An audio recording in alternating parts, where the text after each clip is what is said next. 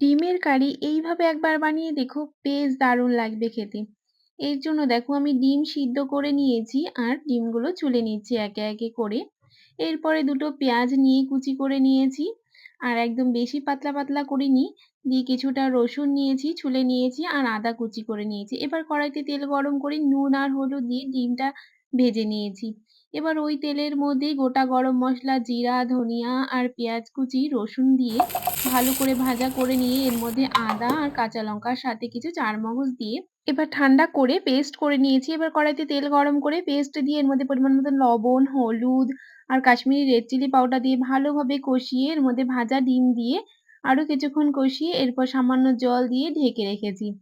এবার ঢাকনা খুলে ওপর থেকে কাসুরি মেথি, সামান্য গরম মসলা দিয়ে আরো কিছুক্ষণ ঢেকে রেখে তারপরে গরম গরম ভাতের সাথে দারুণ লেগেছিল। তোমরা একবার অবশ্যই বাড়িতে ট্রাই করে দেখতে পারো।